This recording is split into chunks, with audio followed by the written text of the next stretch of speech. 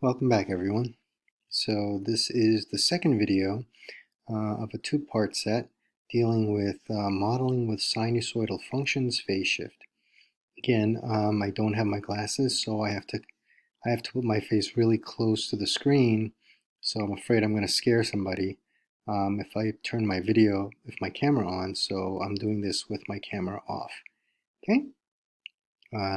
So this question says a weight is attached to the end of a spring. Its height after t seconds is given by this equation. This is a very classic physics problem that you'll see in physics textbooks. When does the weight first reach its maximum height? Give an exact answer when t is equal to how many seconds? All right, so I've copied this problem onto Miro because it's almost impossible to write in Khan Academy. So let's begin the problem. I'll use green this time, okay? So here we have the function, correct? Now if you look very carefully, it's sort of written in reverse, isn't it? This 5 here really should be back here, correct? The way we usually see it. So we usually see this as -2 sine, and I'm going to write it this way just to make it a little bit clearer to everyone. 2 pi over 7 times t plus 1 plus 5. Okay, so now it's very obvious what these numbers are. So let's break it out. Let's break it down. So our a value is -2, and that's our amplitude, correct? Our frequency is 2 pi over 7. Our phase shift is going to be 1, right? And actually this is going to the left because it's positive, right? It's +1, so it's positive. And then, of course, our d value is 5, okay? So there's our amplitude, our frequency, our shift, and our midline, okay?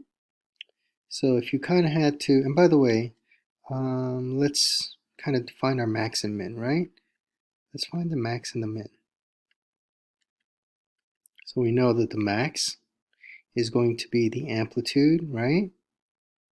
Sorry, amplitude I put -2. Amplitude cannot be negative, right? Amplitude is an absolute value. Good. So we have our midline value is 5. Our amplitude is 2.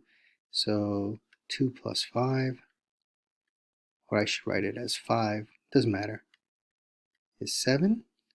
And then we have our minimum, which is 5 minus 2. So 5 minus 2, which is equal to 3. Okay, we have our max value and we have our min value, right? Max and min. Okay, so, excuse me. And this looks like it's negative sign, so it's going to be one of these, right? It's going to start at the midline and then go down. But there is a phase shift, so you have to take that phase shift into account. So here it is. Right? So here's our max, our min. This is our midline here, right? This is our midline. By the way, what's the period? We have b, so let's calculate what the period is. It's 2 pi over b, so it's 2 pi over 2 pi over 7, correct? These two pi's cancel out, so our period just ends up being 7. That. So in essence, okay, this thing's going to end in 7 units, right? So here's 7, like that.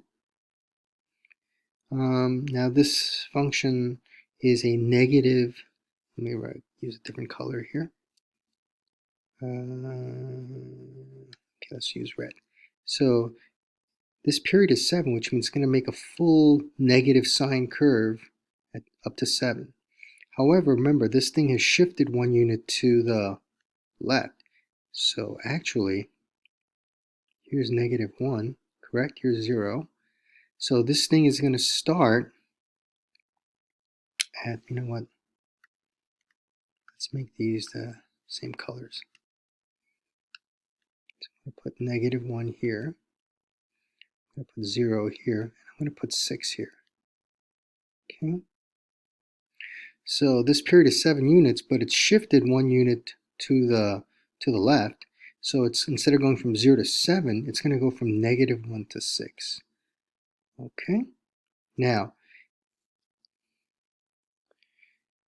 where is the midway point here?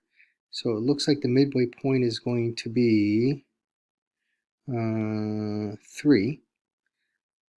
So 3 units from -1 is 2. Actually, 3.5. So it's 3.5 units, so it's going to be 2.5, right? Because halfway point between -1 and 6 is 2.5, right? It's 3.5 units from -1 and 3.5 units from 6. So that's the halfway point. All right, and we know, excuse me, that negative sign looks like this. Okay, it starts here, and then it's going to go down and hit the minimum somewhere here. Go back up. Sorry, should be a lot smoother like that. And then go up, hit the max, and then come back down like this. So this function kind of looks like this, right? Like so. Okay, so the question is, when does the weight first reach its maximum height? Give an exact answer. Okay, so here we go. So maximum value is at 7, all right? We have to find out what the t-value here is. So again, we just have to figure out, let me use blue, we have to figure out what value is this at? Where is this at? Well, basically it's going to be halfway between 2.5 and 6. So what's the point that's between 2.5 and 6? Well, if you take the average, it's 8.5 divided by 2, which is what? 4.25. Okay, so that's at 4.25. That's exactly halfway. And that's where it's going to hit the maximum. All right, so at 4.25, this thing is going to hit the maximum of 7. All right, so there's our answer. Should be 4.25 seconds. So let me go back here. 4.25 seconds, and that is correct. Okay, let's do another one. Okay, here, and I'm going to copy this.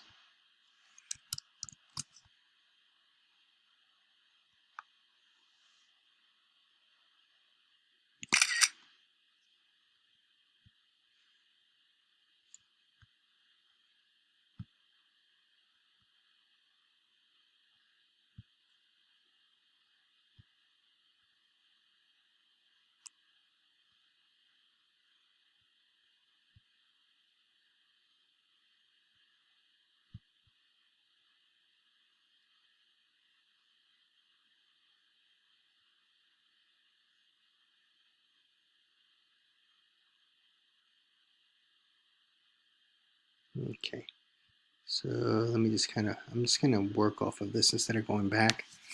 So here the question says, the day length in Juneau, Alaska varies over time in a periodic way that can be modeled by a trig function. So this is similar to the first problem that I did, right? Assume the length of the year is exactly 365. The longest day of the year is June 21st, and it's 1,096.5 minutes long. The shortest day of the year is half a year later, and it's 382.5 minutes long. Note that June 21st is 171 days after January 1st.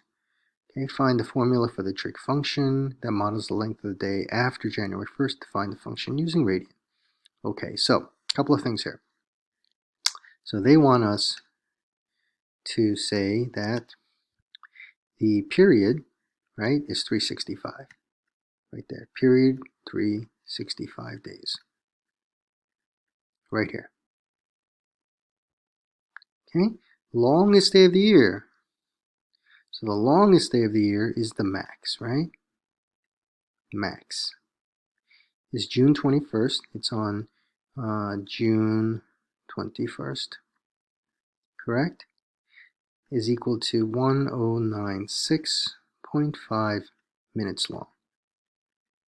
Okay, good. And that's this. Shortest day of the year, okay, it's a half a year later. So it's a half a year later, which means instead of 6, you got to add 6 more months to it, right? So approximately, what is it? It's going to be 12, 21, roughly. So that's going to be 382.5 minutes long. Note that June 21st is 171 days after January 1st. Okay, good. Find the formula. That's 171 days after. So the max occurs, this max occurs 171 days after January 1st. Okay, and this is the phase shift, right? Correct? This is our phase shift right there. Okay, so first of all, we have a max and min. So what's the amplitude? Again, just add these up and then divide by 2. So not the amplitude, but what's the midline? Sorry. So 1096.5 plus 382.5 is equal to that divided by 2. And so our midline, let me do the midline first, 739.5 minutes. Okay, and so let's find the amplitude. Okay, we can do this. We can do 1096.5 minus 739.5. That gives us 357. Amplitude is 357. Okay. Our period is 365, so our frequency is equal to 2 pi over our period, 365. I would just leave it like that. Okay, and here's our phase shift right there. Okay. So we hit the max. We hit the max, right? This many days. And then it goes down. So the max, here's the thing, we hit the max at 171 days. Here's our max right there. Okay? And then of course it's going to start going down, right? From the max. So this is our phase shift. So it's regular sine shifted 171 days. So let's write it. We have 357 starts at the max, so it's cosine, correct? And then our phase and our b values, 2 pi over 365. And then our variable is t, minus 171, close it up, and then our midline, plus 739.5. That should be our L of t, okay, if everything is okay. Okay, so I don't know if I have time to copy this all over, but even if the video stops, you guys have the correct answer. All right, here it is. Amplitude, cosine, because it starts at the max, right, and goes down, so we know that's cosine. Here's our frequency, 2 pi over the period. Here is our phase shift, right, shifted 171 days to the right. And of course, this is our midline. Okay, guys? All right, take care.